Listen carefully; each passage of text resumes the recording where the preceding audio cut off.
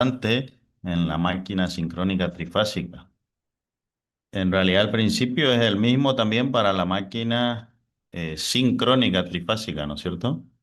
O sea, la generación del campo rotante es idéntica sin importar cuál sea el tipo de máquina, si es la asincrónica o la sincrónica, porque el campo rotante, ¿sí? Va a girar justamente a lo que indique el número de polos y la frecuencia de la corriente de la red. A diferencia de lo que sucede con el rotor y el eje de la máquina, que es solidario al eje del rotor, ¿no es cierto? Entonces, la teoría se basa en dos conceptos, ¿sí? Uno, que trata lo que respecta... Ay, esperen que me siguen apareciendo chicos acá. Uno es lo que respecta al desfasaje entre las tensiones de cada una de las fases, ¿sí? Entonces yo siempre doy un ejemplo clásico, fíjense acá dice arrollamiento monofásico y un campo alterno. ¿Qué quiere decir, digamos? Que yo tengo una bobina alimentada por una única fase, entonces, ¿qué pasaría en ese caso particular? Ah, no puedo centrar, parece esto. No, ¿ven al dibujo ahí? O le tapa algo. No sé si Sí, se ve todo. se ve todo. A mí me aparece acá la lista de ustedes, ¿no? Y le voy a achicar esto. Bueno, entonces, ¿qué pasa? Si este juego, si estas son las ranuras que veíamos el otro día en los detalles constructivos, fíjense que esta es la cabeza de la bobina, ¿eh? Entonces tengo comienzo y final, ¿sí? Comienzo y final, ¿sí? Y se van uniendo y se cierra el circuito por el lado opuesto a esta cara, ¿no es cierto? Pongámosle que este sea el frente y que la otra cara sea la opuesta. Entonces, si yo conecto estas bobinas en serie, por ejemplo, comienzo y final, comienzo con final, comienzo con final y así, cuando yo alimente esto, ¿sí? Por todas estas ranuras, voy a tener una corriente entrante y por todas estas voy a tener una corriente saliente, por ejemplo, o a la inversa. ¿M? Dependiendo, ¿no es cierto?, del momento, ¿sí? De la onda que tenemos acá. En este punto será nulo. Imaginémonos una sola fase, S en este caso, para tomar el inicio cero. En este momento o en este semiciclo será positivo y en este semiciclo será negativo. ¿Qué significa? Que en el primer semiciclo, por ejemplo, en este tramo de bobinas, la corriente será entrante, como lo indica ahí el dibujo, el signo más, o a veces le ponen una cruz, ¿sí? O una X, implicaría la cola de una flecha, y el punto implica la punta de la flecha saliendo. Entonces acá tenemos corriente entrante, acá tenemos corriente saliente. Si yo cambio, ¿no es cierto?, el sentido del ciclo, o sea, llegué a este punto, se hacen nulas las corrientes y a partir de este instante de tiempo, ¿sí? En este lugar serían entrantes y acá serían salientes y se irían incrementando hasta que llegasen al punto máximo, ¿sí? Y después volverían al punto cero, ¿no es cierto? Entonces, eso generaría, cuando esté yo en el punto nulo, corriente cero, ese campo, o sea, esas corrientes van a inducir un campo magnético acá. Cuando la corriente sea nula, el campo será nulo. Vamos a suponer la base de que el circuito es netamente inductivo y que la corriente se atrasó respecto de la tensión aplicada 90 grados y que ese campo va a estar en fase con esa corriente. Lo mismo que asumíamos en un principio en la teoría del transformador ideal, ¿se acuerdan? Entonces, a medida que la corriente se va incrementando, este vector de campo se iría incrementando. ¿M? hasta llegar a un punto máximo, luego iría disminuyendo hasta llegar a cero, hasta cambiar de sentido, ¿no es cierto? Manteniendo siempre la misma dirección. ¿Qué sucede? Digamos que voy a tener un campo fluctuante desde un punto nulo hasta un punto máximo en una dirección determinada y en un sentido determinado para luego mantenerse en la misma dirección, pero cambiar de sentido. Conclusión, eso no genera un campo de tipo rotante, sino que genera un campo de tipo alterno. En principio eso no haría girar el rotor y no induciría un campo rotante, sí, que trate de seguir, ¿no es cierto?, a este campo que es alterno. Ahora, ¿qué pasa si yo alimento esto? Sí, una parte, digamos, de las bobinas, dependiendo cómo estén distribuidas, por una fase que puede ser R, otra por otra fase que puede ser S y otra por otra fase que puede ser T. Y yo digo, por ejemplo, que voy a alimentar esta bobina desde este punto a este punto. Se ve el mouse, ¿no es cierto? Sí. Sí, sí, se ve. A ver si me deja marcar, por ejemplo. Si esta y esto alimento con la fase R, ¿sí? A ver si me deja cambiar el color. Ah, acá. Después esto y esto alimento con la fase T, ¿sí? Por dar una... Y esto alimento con la fase S. Fíjense que esta bobina, o sea, y está opuesta otra vez por la fase R, S, T. Fíjense que por la disposición, ¿sí? Si seguimos la regla de la mano derecha, yo tengo una corriente entrante y una corriente saliente, va a generar otra vez un vector de campo vertical, en la dirección vertical, ¿sí? Lo mismo para la fase S, lo mismo para la fase T. O sea que esa forma de alimentar las bobinas, por más de que exista un desfasaje, ¿sí? Entre cada una acá de las... Ah, y ahora, ¿cómo borramos esto? Ahí está. Por más de que exista un desfasaje, ¿no es cierto?, eléctrico entre cada una de las tensiones aplicadas a esas diferentes bobinas, me va a seguir generando un campo de tipo alterno, ¿sí? Que dependiendo del punto o el instante de tiempo que yo considere, sea A, B, C o D, por nombrar un semiciclo, fíjense que ese semiciclo, esos puntos A, B, C y D se vuelven a repetir después de cada semiciclo. Sí, con una posición relativa, ¿no es cierto?, de cada una de las ondas, pero vuelve a ser prácticamente el mismo instante y va a volver a generar un campo de tipo alterno, ¿m? Que no tiene nada que ver con un campo giratorio, ¿sí? Que es lo que nos interesa a nosotros. Entonces, aparte, ¿sí?, de tener un desfasaje eléctrico, y vamos a definir esto como grados eléctricos al desfasaje entre cada una de las ondas de tensión o de corriente en los sistemas que alimentan el motor.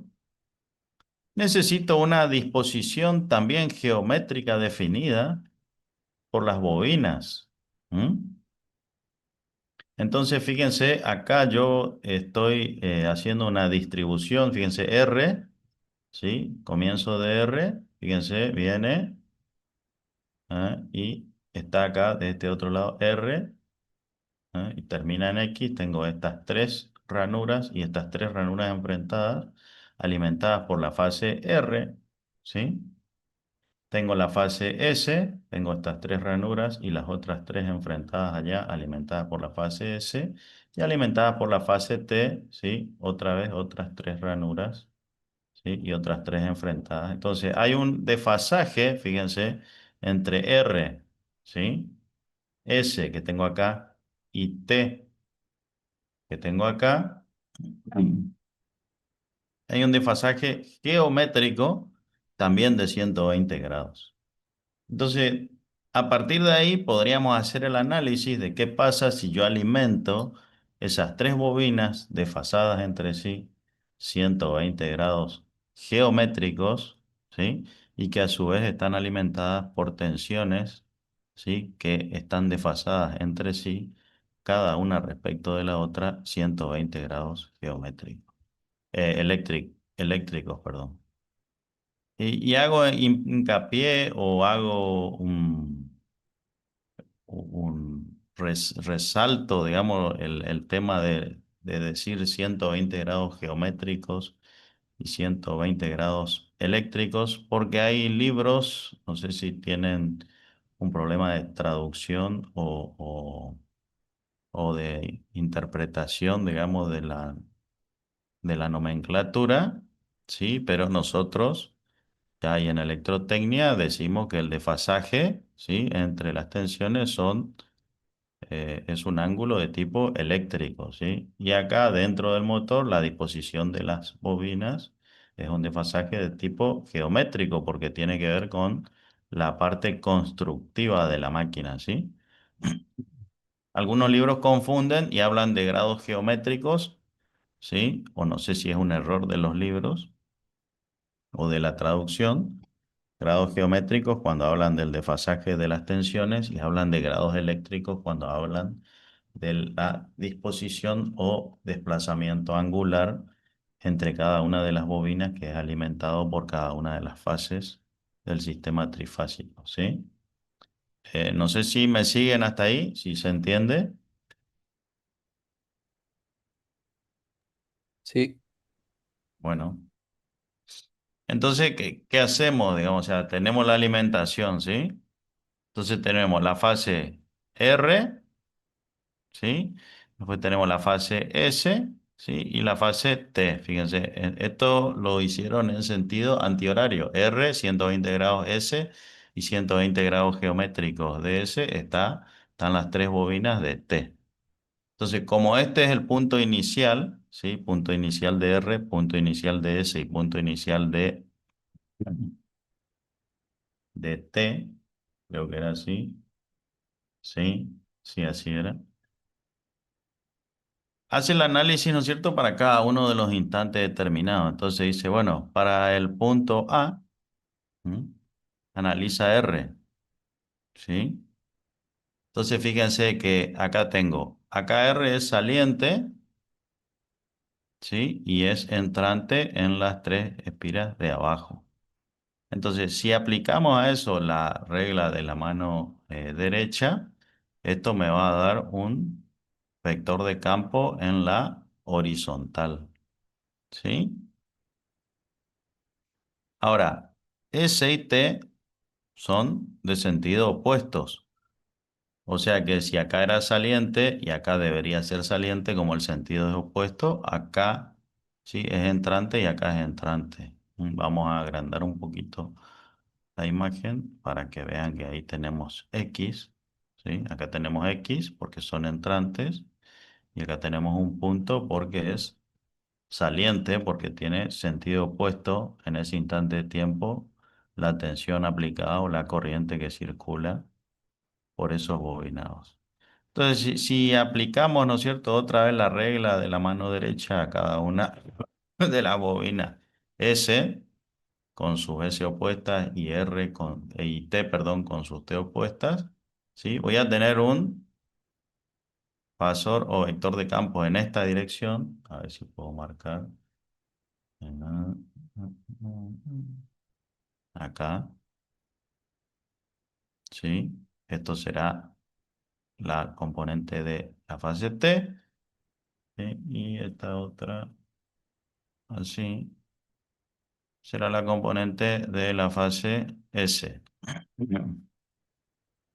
Fíjense que como estamos hablando de este instante de tiempo, bueno, esperen que le vamos a acomodar un poquito, no se mueve todo, así que, eh, pero como estamos hablando de este instante, ¿sí? La magnitud de S y de T es exactamente igual. Entonces la descomposición y el ángulo, ¿sí? De cada una respecto de la vertical y de la horizontal es el mismo. Entonces la descomposición ¿sí? En las dos verticales se anulan y solamente se suman las composiciones sobre la horizontal. Entonces tengo una suma, ¿no es cierto?, en la horizontal y una resultante en la horizontal para ese instante determinado de tiempo. ¿Mm? Acá hace más o menos un análisis, ¿sí?, de esa suma. Si bien hace una suma aritmética, hay que analizarlo un poquito más. Yo como le iba a dar clase en el pizarrón hoy, eso lo iba a desarrollar en el pizarrón. De último lo hacemos la semana que viene. Sí, pero fíjense que dicen NR es el número de espiras en cada ranura de la fase R por la corriente máxima. ¿Sí? ¿Por qué? Porque en ese instante de tiempo la corriente es el pico para R. ¿Sí? Y me lo hace por 3 porque tengo tres ranuras. ¿Sí? O sea, lo que está haciendo por 3 en realidad es el número de vueltas, ¿sí? No es por 6 porque sean 6 ranuras, sino que es el número de vueltas, ¿sí? Por 3. Como me lo está dando por ranura, tengo que multiplicar por 3. Y fíjense que para el instante, para las otras fases, es el valor de I máximo sobre 2, ¿sí? O sea, no es el valor máximo por 3 por NR por 2. ¿Por qué? Porque son la fase R y la fase T, perdón, y la fase S. ¿Sí? Entonces, bueno, la suma de eso me da un valor determinado, ¿sí? Pero es una suma, como le digo, ahí falta, ¿no es cierto? Faltaría indicar el fasor, ¿no es cierto? ¿Por qué? Porque tengo que determinar el ángulo para cada instante de tiempo del valor de intensidad de campo magnético. No es una suma eh, neta lineal. Profe, Entonces disculpe, ahora, ¿ese libro está en el Drive? Perdón, en el campus? Eh, no, este no, porque este es un libro, este está en la biblioteca, es de una serie de libros que se llama La Escuela del Técnico Electricista. ¿Sí? no, ok. Igualmente, estos conceptos están en los otros libros, digamos, lo que pasa es que como este tiene más dibujos, yo uso este, ¿sí? Igualmente, si les interesa, yo se los escaneo, les escaneo esta unidad y se la subo, ¿sí? No, profe. Denme un tiempo y háganme recordar, ¿sí? Ahorita me dice que hay alguien en la sala de espera. Ah, ahí está. Bueno, recuérdenme, mejor dicho, así yo se lo escaneo y les paso, ¿sí? A ver si... Esperen, a ver.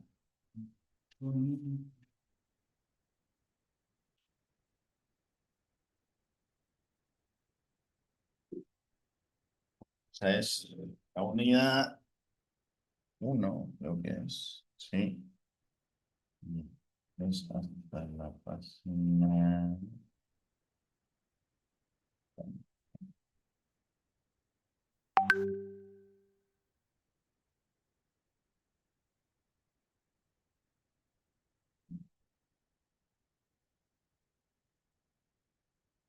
Y con 60 páginas aproximadamente. Ujú. De última, si ustedes quieren, yo a alguien responsable les puedo prestar el libro si tienen tiempo para escanearlo. Y lo escanean ustedes de último. Sí, hasta las 57. Después empieza el motor monofásico. Después tiene puesta en marcha, arranque, ensayos, construcción. Este libro está bueno porque te explica cómo calcular, cómo construir y diseñar el motor, digamos. Tiene unidades que van más allá, digamos, de lo que nosotros eh, vamos a estudiar. Mm. Así que ese lo llevé la semana pasada cuando estuve en la clase, por si no me alcanzaba el tiempo, pero si quieren se los puedo prestar. No sé, para que ustedes lo escaneen. De paso me pasan la escaneada y se lo subo. Hola, ¿se escucha? Sí, Sí, profe, se escucha. Sí, Ah, profe, sí. porque se dejó de mover el Yo no, microfonito acá. disculpe, profe, yo no le escuché bien cuando dijo el nombre del autor. El autor en particular Porque esto es una serie son 13 libros que se llama La Escuela del Técnico Electricista. Este es el tomo 7. Yo lo compré compré toda la colección, usada, obviamente, porque es del año 63. Y el autor es un tal Königsloff, ¿sí? Y está traducido del alemán por Ricardo Valles, dice. Eh, Así que no sé si lo van a conseguir por ahí. En la facultad está la colección completa también. Si quieren lo pueden sacar de ahí y lo canean, ¿sí? Entonces, tomo 7 de la Escuela del Técnico, tomo 6, perdón, de la Escuela del Técnico Electricista. Búsquenlo así y le va a... Y el título es Máquinas de corriente alterna asincrónicas. Teoría, cálculo y construcción. No sé si anotaron. Bueno, entonces eso pasa en el punto A. Tengo una resultante horizontal. Ahora en el punto B, fíjense qué pasa. Una de las tensiones o una de las corrientes se anula, por lo tanto, ese campo se anularía, que serían, fíjense, las tres ranuras en las que no figura eh, ninguna corriente. ¿Mm? Y los módulos, ¿sí? R viene siendo decreciente, ¿sí? Y la fase T viene siendo creciente. Y fíjense que la magnitud es la misma. Fíjense una particularidad acá, como los puntos negros en la gráfica A tienen mayor intensidad que los puntos negros de las otras fases. Eso me está indicando justamente, ¿sí? La magnitud de la corriente que está circulando por la fase R es mayor que la magnitud que las corrientes que están circulando por la fase S y por la fase T. En el instante B, la magnitud de la fase T y de la fase R son iguales, por eso los puntos y las cruces tienen el mismo tamaño. Y si aplicamos la regla de la mano derecha, fíjense, para la fase R siempre tengo una horizontal, ¿sí? Y para la fase T tendré una, ¿sí? Normal al eje de las bobinas, o sea, una normal, siempre es normal. Y yo tengo que agarrar las dos bobinas centrales, trazar una línea,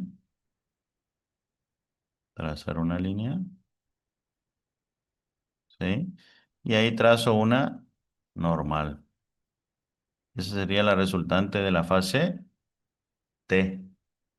¿Eh? Y la resultante de la fase R siempre tiene la misma, o sea, siempre las direcciones de cada una de las fases la misma. Entonces, si yo sumo las dos, voy a tener una resultante en esta posición, que es la que me está indicando el gráfico, ¿sí? Si hacemos la suma vectorial, ¿sí? De los campos, el valor de la intensidad de campo en el instante A y después en el instante B es exactamente el mismo. Cuando llego al instante C, fíjense que en el instante C se repite un punto máximo para T y dos puntos medios para R y para S. Pero ¿qué pasa? Como ahora estarán, ¿sí? Esas corrientes estarán en otra bobina, ¿sí? Que sería la fase T, sería la máxima en la dirección de T. Fíjense, tengo una componente de la fase R y una componente de la fase S y que S cambió de sentido. ¿Mm? Fíjense que ahora S estaría acá, en este sentido, más esta, que está en esta dirección. Fíjense que hay 60 grados y 60 grados después estaría S. ¿Mm? Si se suman, me vuelve a dar como resultante un mismo vector de campo, ¿sí? O de flujo magnético, pero con una dirección y sentido distintos. ¿Eh? Y cuando llego al punto D, estoy repitiendo el punto B, pero otra vez con otro valor, ¿no es cierto?, de tensión y estoy con otros valores de tensión aplicados en la bobina en ese instante de tiempo. Me voy a encontrar en la vertical. Entonces, fíjense, hice un cuarto de ciclo desde R, punto A máximo, hasta R igual a cero, y pasé con un vector de campo de la horizontal, ¿sí? Hacia la derecha, hasta la vertical hacia arriba. ¿Mm? Si sigo desarrollando lo mismo para los otros cuatro cuartos, ese vector va a seguir girando, ¿no es cierto? Y cuando se complete el ciclo, ¿sí? Tendré una vuelta completa. Si se acaba el tiempo, le vuelvo a pasar el vínculo y volvemos a entrar, ¿sí? En cualquier momento ya me está por cortar esto. Si se corta, yo vuelvo a pasar el vínculo ahí por WhatsApp y ustedes vuelven a entrar. Como conclusión, quiere decir que con la disposición, ¿sí? Correcta, geométrica de las bobinas, ¿eh? Las cuales van a ser alimentadas por cada una de las fases del sistema trifásico, ¿sí? Y el desfasaje eléctrico entre cada una de las tensiones que yo aplico a cada una de las bobinas, puedo generar un campo de tipo, ¿sí? Continuo, pero rotacional o rotativo, ¿sí? Que rota o giratorio, ¿sí? En eso se basa la teoría justamente del campo rotante de la máquina, ¿sí? Fíjense, bueno, acá habla un poco ¿sí? que de calado 60, 90 respectivamente, ¿sí? O sea, ¿qué es lo que dice? Que del punto A hasta el punto D, estoy primero en un punto horizontal, después me desfaso 30 grados, después me desfaso 60 y después me desfaso 90 grados, ¿sí?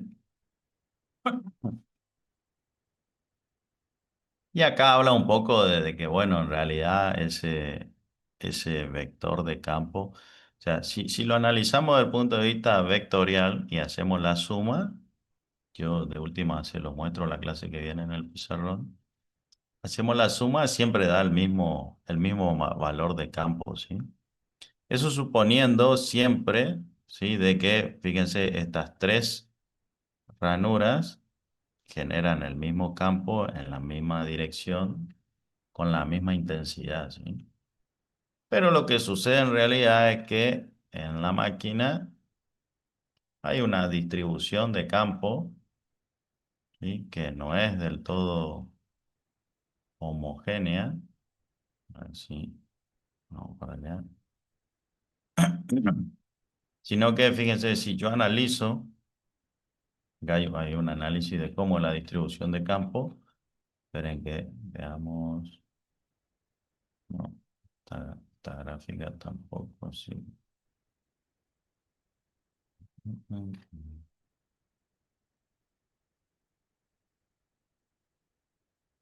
Vamos con. Fíjense, hoy teníamos tres ranuras para cada fase. Acá hay dos ranuras para cada fase. ¿Eh? ¿Qué es esto, digamos? ¿Se acuerdan que yo le decía la vez pasada? ¿Qué pasa si yo agarro, corto esto acá, ¿sí? Y lo abro. Lo abro así y lo abro así. Voy a tener todas las ranuras una al lado de otra, ¿sí? Me siguen ahí en una línea. ¿Se entiende eso? Sí, se entiende. Bueno, lo que no estoy encontrando es el esquema que muestra esta disposición eh, en la circunferencia. No recuerdo si estaba específicamente. Pero bueno, ¿cuál es el concepto, digamos? O sea, fíjense, entre uno y 6, fíjense que uno y uno prima, y 6 prima y 6, ¿sí? Vendría a ser una fase para un instante A. Entonces, si volvemos al instante A, esto sería la fase R, ¿sí? Y la fase S y T, ¿sí? Serían 2' y 5 y 3 y 4. Entonces, si aplicamos otra vez la regla de la mano derecha, ¿sí? Fíjense que esta altura que tengo acá, y eso es un poco lo que quiere decir, a ver si me deja marcar. todo este segmento, ¿sí? Sería la distribución de campo producida por la espira 1'6 de la fase R, ¿sí? Y fíjense lo siguiente, este pedacito que está acá, solamente este ', sería el producido por las bobinas 2', 5', ¿sí? Que estaría en realidad, estaría acá abajo, ¿sí? Y es de la mitad, ¿por qué? Porque se acuerdan que la corriente era de la mitad. Entonces, sumado a esto, ¿sí? Tengo un incremento del campo entre este punto y este punto, o sea, entre esta ranura y esta ranura, ¿sí? Y en estas dos tendría otra vez un valor de la mitad, que sumado a esto sería este pedacito que está acá, ¿sí? Y si hago el recorrido completo y doy toda la vuelta al motor, ¿sí? Del otro lado, fíjense que si yo esto lo curvo y uno este punto con este punto, es como que esta onda que tiene esta dirección, esto se cambiaría de sentido y tendría también, o estaría también en esta dirección. Entonces tendría yo una resultante de campo en este sentido, ¿sí? Entonces, ¿qué es lo que me demuestra o qué es lo que veo acá? Que en realidad hay una distribución del campo, ¿sí?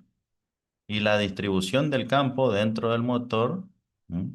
Dependiendo del número de ranuras y la cantidad y distribución de las mismas, sí tiende a ser también o a tener una forma sinusoidal. Entonces, cuanto mayor sea el número de ranuras, mayor el número de escalonamientos, ¿sí? Y más se acercará a una forma de distribución sinusoidal del campo. ¿Mm? ¿Se entiende? Entonces, no es tan simple como decir, no, se genera un vector de campo resultante que se mueve en esta dirección, digamos, para demostrarlo teóricamente sí funciona, pero en realidad hay una distribución un poco más homogénea, digamos, a lo largo de todo el motor entre los comienzos y finales de cada una de las bobinas que están alimentadas por cada una de las fases de las tensiones aplicadas al motor. Entonces hay una distribución del campo, ¿sí? El campo está más concentrado en un punto, ¿sí? Y se va haciendo más difuso, ¿sí? A medida que me alejo de ese centro en un instante. Y fíjense lo que sucede. En el instante A, esa distribución se encuentra en este punto. Y en el instante B, ¿se acuerdan que ya eran solo dos fases? Una estaba en cero, que son las correspondientes acá.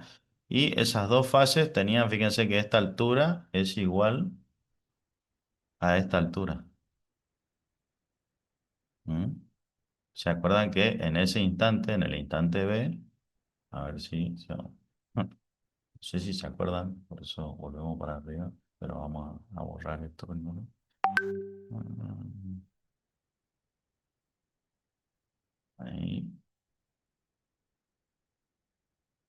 En el instante B, la fase R y la fase S tenían la misma magnitud o la misma amplitud, ¿sí? Y la fase S estaba en cero. Y fíjense que cuando sucede eso, aparte, digamos, de que la distribución de campo es distinta a esta, igualmente tiende a ser una sinusoidal, pero fíjense ya que esta onda se desplazó, ¿no es cierto? Un determinado ángulo respecto de la onda que tenía en el instante A. Entonces tengo un desplazamiento. Recuerden que la distancia entre ranuras, ¿sí? Que es el paso de ranura, en realidad es un ángulo, ¿sí? Entonces esto es un desplazamiento de un ángulo determinado.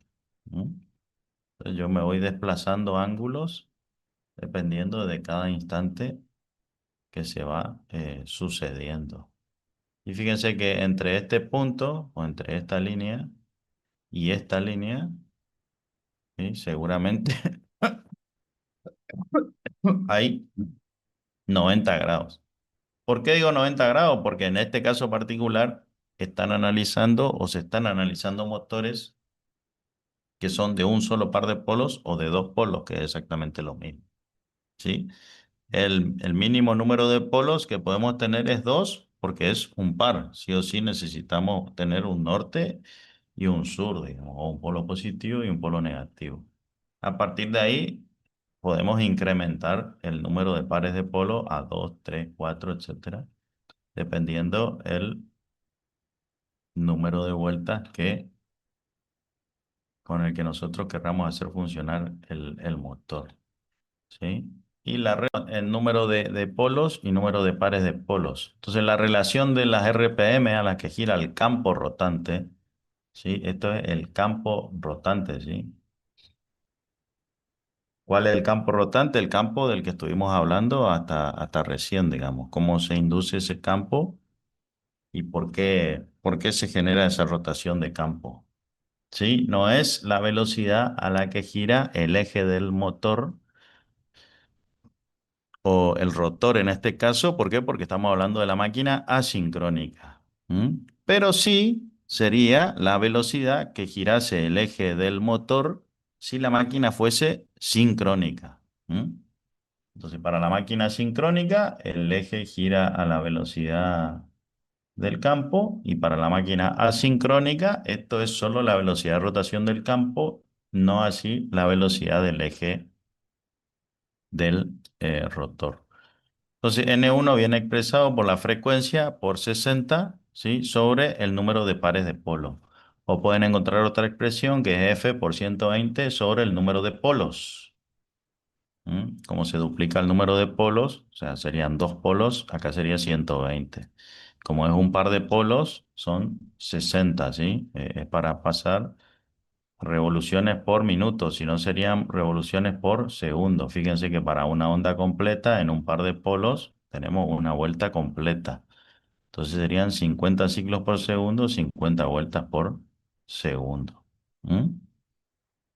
Entonces la máxima velocidad posible a alcanzar por el campo rotante en RPM para un par de polos para nuestra frecuencia, que son 50 Hz, serían 3000 RPM.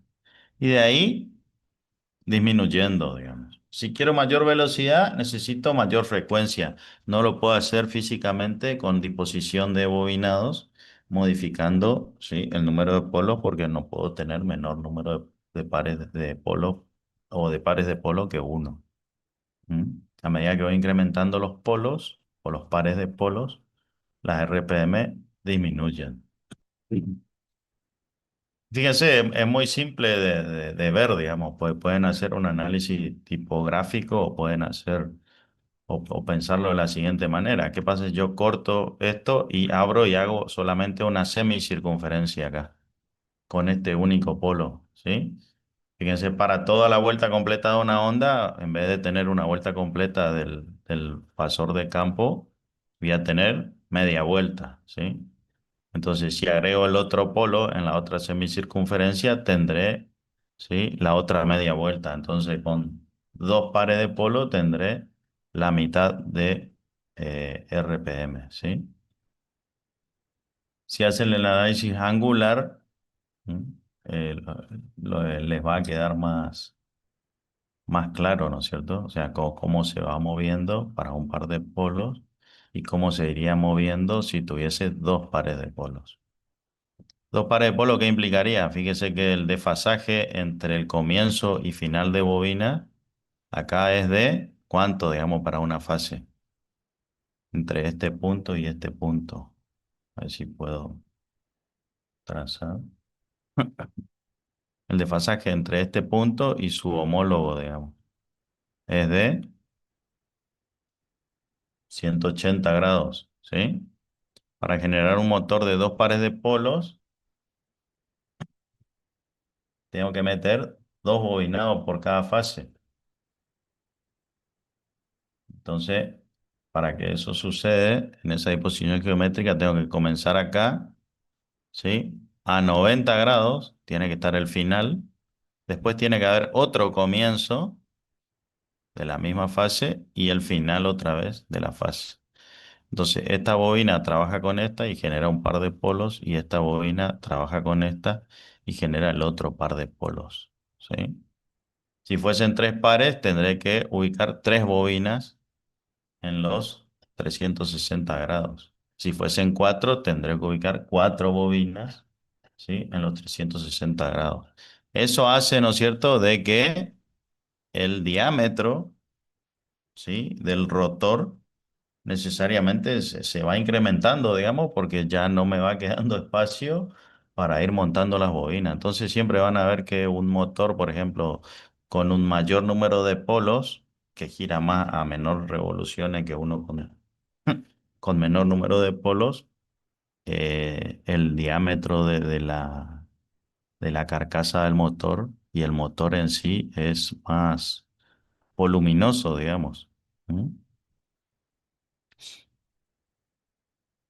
Tiene más momento, obviamente. Ustedes saben que a la misma potencia y menor número de vueltas genera mayor par. ¿No? Y fíjense que tiene lógica, digamos, porque al incrementarse el diámetro, lo que estoy incrementando es ¿qué cosa? A ver si a alguien se le ocurre que estaríamos incrementando. ¿Hay alguien del otro lado? Ya están en la previa del partido. ¿Se me escucha, no? Sí, profe. Y se escucha. Ah, no, porque a veces pienso que ya no se me escucha directamente. ¿Te aumenta el diámetro de qué, profe? Claro, si yo aumento, fíjense, para un par de polos, puedo tener este diámetro, ¿sí? Y para dos pares, por lo general, el diámetro se va incrementando. ¿Por qué? Porque necesito un perímetro mayor, digamos, para ir acomodando la mayor cantidad de bobinas que tengo que ir montando por el Aumentaría el incremento. momento entonces que puedo tener. Claro, entonces te aumenta, ¿por qué te aumenta el momento? Porque estoy aumentando ¿qué? El El- radio, la, digamos. claro, la fuerza puede ser la misma, digamos, porque es la tangente, ¿sí? Pero estoy incrementando esto, el radio, digamos, ¿sí? El radio o la palanca, digamos, de lo que sería eh, el... Pero a su vez giraría más lento por ser más cantidad de Claro, polos. irá más lento, exactamente. ¿Eh? Igual la relación entre potencia y par es la que ustedes conocen de física, digamos, ¿sí? Eh,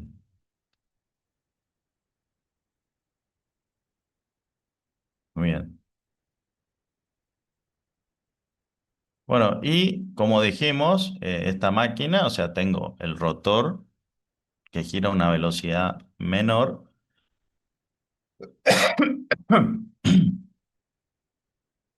Sí, y acá vamos a definir lo que se llama o lo que se conoce con el nombre de deslizamiento. Acá lo pone con la letra sigma, y nosotros lo definimos con la letra S. Hay varios autores y lo definen con distintas eh, letras, depende del autor. Pero N1, acá te explica, es la velocidad del campo rotante. Nosotros la definimos como NS, la velocidad de sincronismo. Y N2 sería la velocidad de giro del rotor, ¿sí? O del eje del motor, que es exactamente la misma, ¿no es cierto? Nosotros la solemos definir como NR, velocidad rotórica. La diferencia de velocidades respecto de la velocidad de giro del campo que fija es lo que se conoce como el deslizamiento de la máquina. ¿Sí? Bueno, acá habla de que los deslizamientos van desde el 0,08 al 0,02 según las características del motor. Y fíjense lo que dice acá, y, y les hablo de esto, ¿por qué? Porque ahí después hay un ejemplo numérico, si alguna vez lo leen, que en realidad no es del todo cierto lo que dice ahí, ¿sí? Porque dice, el deslizamiento del rotor dentro de ciertos límites es proporcional al momento de giro, ¿sí? O a la carga del motor. ¿Qué quiere decir, digamos? Momento del par, ¿sí? o la carga que tengo en el motor es el par resistente que tengo en el motor. Deberían ser exactamente iguales para que haya un equilibrio y el motor gire a una velocidad constante, ¿no es cierto? Y que sean proporcionales o que diga que sea proporcional, quiere decir que hay una relación directa o que la función es una recta, ¿no es cierto? De uno respecto del otro. Y acá hay un ejemplo, fíjense, pero lo van a ver después en este cuadro, me está volviendo loco, haga un cuadrito. Ustedes van a ver, fíjense que dice un motor de corriente alterna trifásica tetrapolar tiene con su carga nominal un deslizamiento del 4%. ¿Qué quiere decir? Que está funcionando a potencia nominal. ¿Mm? Si hablamos del 4%, ¿sí? De deslizamiento, primero puedo calcular la velocidad de sincronismo, le aplico ese 4%, ¿sí? Y esas serán las revoluciones, digamos, o la diferencia de velocidades que hay entre la velocidad del campo y la velocidad del rotor de la máquina. Entonces, haciendo la diferencia, tendré la velocidad de giro del rotor. Después dice, fíjense, para media carga, el deslizamiento es de 0,02. O sea, él asume que para carga nominal 100% es 0,04 y para media carga es 0,02. O sea, que te está trazando una recta, digamos, que te dice que es netamente proporcional. Eso, y acá lo aclara, es para ciertos límites, ¿sí? Para ciertos límites. ¿Por qué? Porque en realidad la curva de par motor respecto del deslizamiento no es una recta, sino que es una curva, ¿sí? Que tiene un punto inicial, tiene un máximo y después tiene un punto final mínimo otra vez, ¿sí?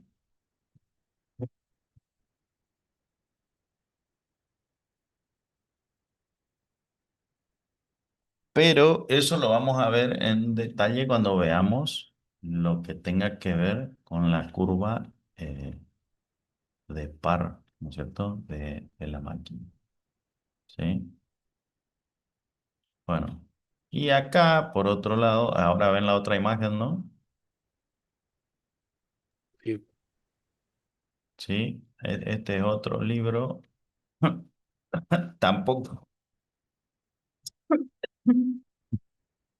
tampoco está entre los libros que... De última le puedo subir esto que tengo acá en el aula virtual.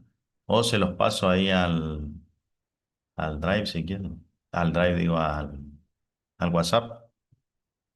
Así ya les queda y ya lo guardan y ya lo tienen. Digamos. Lo que pasa es que no está completa toda la unidad, sino que únicamente está la parte que corresponde a lo que yo le doy en la clase, ¿sí?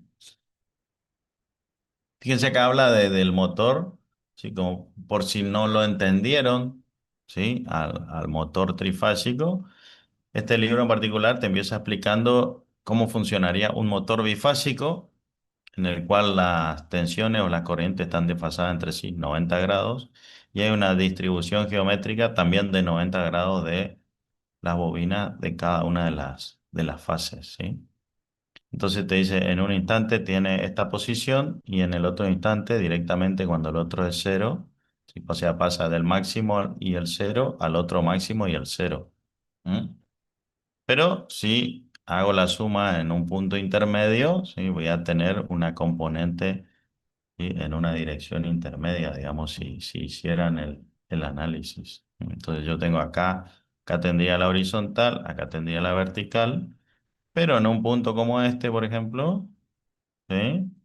Yo tendría una componente que estaría a 45 grados, ¿sí?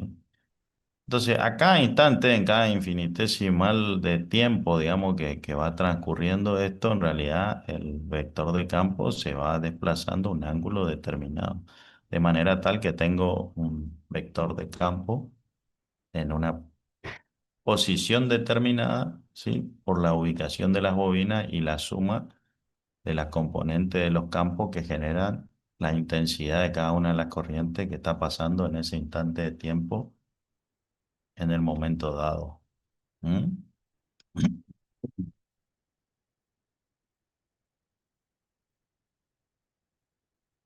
Entonces, este autor en particular hace el análisis con un motor de dos fases, ¿sí?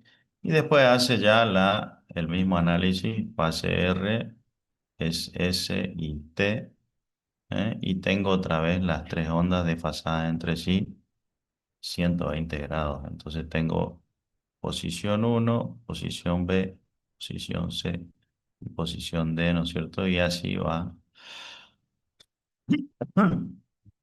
Fíjense que este hace saltos más grandes, ¿no es cierto? Pasa de un máximo al máximo siguiente, ¿sí? Hoy con el otro libro hacía el análisis en este punto en el que una de las corrientes era nula. ¿M?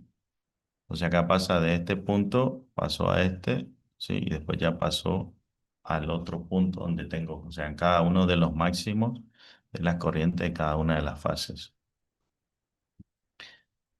Pasa exactamente lo mismo, digamos, o sea, hace la demostración y va haciendo la suma de la corriente por el número de vueltas. ¿M? Y después hay que hacer la descomposición de la fuerza, ¿sí? Eso puede ser tarea para la casa, que ustedes vayan descomponiendo la fuerza. Acá está la otra fórmula, 120 por la frecuencia sobre el número de polos y no sobre el número de pares de polos. Y acá ya cómo funciona una máquina con más de un par de polos, ¿sí? Pero a eso me gustaría más mostrarle en el pizarrón. Yo como como no lo tengo armado, podemos hacer el análisis para que ustedes tengan, ¿sí? Bien detallado ese análisis. Y a ver acá para adelantarle un poquito. Bueno, esto ya sería lo que pasa con las corrientes en el rotor de la máquina. Esto ya hay que dejarlo una vez que veamos bien. Pero acá, esto como para adelantarlo, ¿sí? Fíjense acá, velocidad y par motor, por ejemplo. ¿Mm? Entonces, ven, a esto es lo que se refería. O sea, la máquina arranca con un par determinado. Llega a un máximo, viene y en un punto, ¿sí? Si estoy en vacío, se posiciona en un punto acá cercano al cero. Vamos a ver después en detalle cómo deducimos la fórmula del par. ¿Mm? Pero muchos autores, este último tramo, hacen una línea de trazo, porque esa línea no existe, digamos, y marcan el punto, ¿sí? Con el cual el motor queda girando cuando la máquina queda en vacío, que no es la velocidad del 100%. Entonces, cuando yo voy cargando el eje de la máquina se va frenando, o sea, va disminuyendo las RPM a costa del incremento del par motor. Entonces, este puede ser un par de plena carga. Fíjense que hay un tramo que se asemeja, ¿no es cierto?, a una recta, pero en realidad no es una recta, sino que es parte de la curva de par. Después van a ver que la función de par es una función que tiene a la tensión al cuadrado, digamos. Dividido también una raíz cuadrada que tiene en cuenta toda la impedancia de la máquina y demás, ¿sí? Y este sería el punto máximo de par con el que yo puedo exigir a la máquina. Entonces yo puedo ir exigiendo a la máquina tal que un infinitesimal antes de llegar a ese punto máximo, la máquina va a estar girando, ¿no es cierto? Mira, no puedo creer que me está saliendo más o menos una línea recta. Y estará girando, fíjense, ahí en ese punto a un 77-78% de la velocidad de giro nominal. Si yo supero ese par, sí, la máquina se detiene y viene y se posiciona en este punto, ¿no? Fíjense lo llamativo de este punto. Esta es la curva de par y esta es la curva de corriente. La corriente es máxima en la condición de arranque, cuando la velocidad es nula. No es máxima cuando tengo el par máximo ni la potencia máxima. Después vamos a ver la curva de potencia también. porque la potencia en el arranque es nulo, digamos, porque gira a 0 RPM, entonces la potencia en el eje es nula. Y después se incrementa, ¿sí?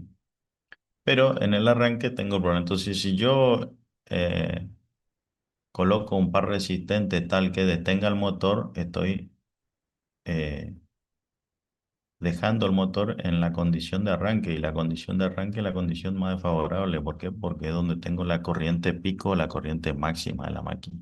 Lógicamente que el motor no puede funcionar acá ni muy cerca de esta zona. ¿Por qué? Porque estaría sobrecargando la máquina, ¿sí? Elevación de la temperatura, deterioro de la hilación y deterioro del bobinado hasta que se destruya o queme el motor, digamos. Pero puede trabajar hasta esta zona. Entonces, está la zona de plena carga, que es en la que puede trabajar de manera continua o alternada, depende de la clase del motor. Puedo exigirle un tiempo determinado, no todo el tiempo que quiera, ¿sí? Pero las protecciones tienen que estar, ¿sí? Reguladas, ¿sí? Para un 10 o un 15% por encima de la plena carga del motor. ¿M? No puedo ponerle, digamos, un punto hasta llegar a un punto máximo del par del motor, porque si no las protecciones nunca van a actuar. Entonces ustedes siempre tienen que analizar, se supone, ¿no es cierto?, que la corriente nominal es la corriente tal que hace que el motor entregue su par de plena carga. ¿M? Entonces con eso estaríamos cubiertos. Les comento esto porque después cuando hagamos los ensayos en el laboratorio, por ejemplo, ¿qué pasa? Empezamos a analizar la máquina, tratamos de determinar el par. Bueno, ahora ya no, porque nunca tuve mucha buena experiencia con el freno que teníamos. Pero tratábamos de determinar el par y pasaba que el par que encontrábamos era muy superior al par nominal y a la corriente nominal que indicaba la placa, y sin embargo la máquina seguía girando, ¿no es cierto?, a un número de revoluciones muy bajo. Entonces ahí es donde se ve que realmente la máquina trabaja en un punto y que el par máximo está en un punto muy alejado, ¿sí?, del valor real de funcionamiento de la máquina. Bueno, eso es más o menos lo que tenía para hoy. No sé si hay alguna pregunta, consulta, si algo no se entendió. La semana que viene vamos a hacer la deducción bien en la pizarra, en lo que sería el campo y cómo se comporta. Esto ya sería el comportamiento, ¿no es cierto?, del rotor respecto a ese campo rotante que se induce o se genera en el estator. ¿Alguna pregunta? No, profe. Profe, Sí, si no me equivoco, la resultante del campo en el que habíamos visto hace rato, en el estator con tres fases, acá. sí, había dicho que la resultante se mantenía constante a lo largo de la rotación, ¿no? Sí, en teoría sí, digamos. Si yo considero, ¿no es cierto?, que estas tres bobinas generan un único campo resultante en esta dirección y que estas tres bobinas generan un único campo resultante, por ejemplo, espera en esta dirección y que las otras tres bobinas generasen un único campo resultante, ¿sí?, en esta dirección. Entonces, cuando yo hago la sumatoria, siempre termina siendo del mismo módulo, digamos, pero con una posición distinta, depende del instante de tiempo. Eso haciendo el análisis vectorial, ¿sí? Eh, Después, en realidad, lo que sucede era, o lo que dije, es que en realidad no es que se genera un único vector de campo, sino que lo que en realidad sucede era que había pero esto, la vuelve loco, una distribución del campo. eso. ¿Mm? Y si hacemos esta distribución, bueno, acá te explica un poco. Fíjate, esta área no es exactamente igual a esta área. ¿Sí? Acá está el análisis. Sí, fíjate, para un instante A, si hace el análisis del área y dice 3,5 por BA, que es el flujo o la inducción magnética, por T1. T1 es el ancho de ranura o paso de bobina. B es la longitud de la ranura, ¿sí? Porque el área, entonces bueno, está el área por la densidad de flujo, te da el flujo total por 3,5. Eso es lo que se encuentra. Y fíjate, para el instante B te da 3,47. Fíjate que hay un error ahí o una diferencia mínima entre el instante A y el instante B si analizamos en función de la distribución del flujo, ¿eh? Pero si lo hace el análisis como si fueran vectores y los descompones y los compones en una sola línea, los sumas en una sola recta de acción, digamos, la resultante te da siempre el mismo valor de campo, ¿sí? Bien. Cuanto yo más haga o mejor sea la distribución de las bobinas a lo largo de la circunferencia, este escalonamiento va a tender a ser más una sinusoide, ¿sí? Y si aumento el número de ranuras en la circunferencia, esto va a ir disminuyendo cada vez más. O sea que se van a acercar, digamos, y va a ser como una sinusoide que se va moviendo a lo largo, ¿sí? Desde un punto acá se va moviendo, digamos, a lo largo de la circunferencia del estator. Son dos formas de verlo, digamos. O sea, no es, fíjate que acá en este otro diagrama, si bien esto ya es este ya es el rotor, ¿sí? Pero, a ver si está acá. Acá fíjate que la distribución de puntos. Fíjate que acá tengo puntos más gruesos y acá puntos más finos. Y acá X más chiquita y acá X más grande. ¿Qué quiere decir eso? Que como tengo una concentración de campo mayor acá, ¿sí? La corriente inducida será mayor ahí.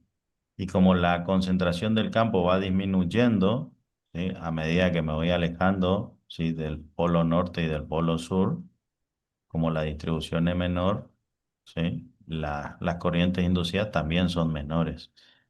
¿Eso qué quiere decir? Digamos que la concentración de campo disminuye porque justamente, para que- ah, acá, justamente me estoy alejando del centro de la suma, digamos, de la sumatoria de los campos producidos por las tres corrientes. ¿Ah? No, no sé si queda claro del todo, digamos, si se entiende. Sí, sí, entendió. Bueno, ¿alguna otra?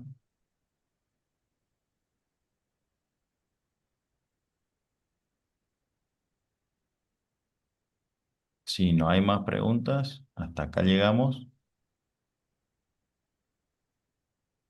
Eh, Bueno, bueno, profe, gracias. nos vemos el Chao, martes profe. que viene ¿Podrá entonces. mandar el archivo a ese profe y en la semana que viene llevar a clase Ahí les paso estos la... dos entonces, estos dos archivos ahí por el WhatsApp, Perfecto, profe. Y si Entonces puede ya llevar les la va edición para quedando. escanearlo, si no hay mucha molestia. Yo veo si puedo escanearlo, si no les llevo el libro y les presto. No sé quién, a algún representante ahí. Perfecto, profe. ¿Mm? Si Vamos. le sirve para escanear más fácil, desde el celular en Google Drive hay una función para escanear y lo hace automáticamente. Y eso se lo dejo a ustedes si les Bueno, sí, en la clase se puede hacer en yo- 5 minutos. Bueno, está. Bueno, gracias, profe, nos vemos. Vamos, hasta luego. Chao. Hasta luego, profe.